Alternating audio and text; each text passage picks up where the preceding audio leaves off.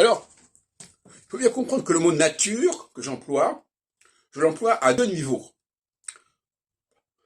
Il y a d'un côté la culture, si on veut, qui est quelque chose de solsticial, culture juridique, culture linguistique, culture historique, ça c'est la solsticialité. Et puis, en face, il y a la nature.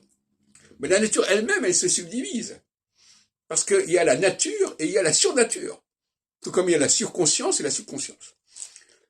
La nature première, premier niveau, c'est celle qui existe depuis toujours, enfin, moi je veux dire qui s'est développée à travers les millions d'années. Bon. Et puis il y a la surnature, celle dans laquelle notre humanité, pas l'univers, pas la totalité du monde, notre surnature, notre nature à nous, qui est quelque chose de beaucoup plus récent, qui a été élaboré par des dieux qui eux-mêmes sont très récents relativement, et qui ont reformaté, qui ont transformé, qui ont reprogrammé un certain nombre de choses dans notre univers proche, reprogrammé, c'est-à-dire qu'ils ont conféré à certains facteurs de la nature des fonctions nouvelles. Ils les ont en quelque sorte instrumentalisés, pour employer une expression que j'aime bien depuis 86, dans l'histoire de l'astrologie.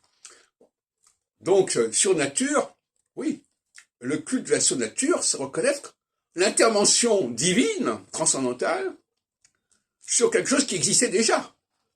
C'est pas un Dieu originaire dont tout a commencé. Et c'est pour ça qu'il faut distinguer entre une théologie de la surnature, qui s'intéresse à ces dieux à ce créationnisme en quelque sorte, mais d'une certaine manière, créationnisme de la surnature, et puis les dieux au sens de la science cosmologique traditionnelle, voilà, le Big Bang, etc. La surnature n'a rien à voir avec le Big Bang.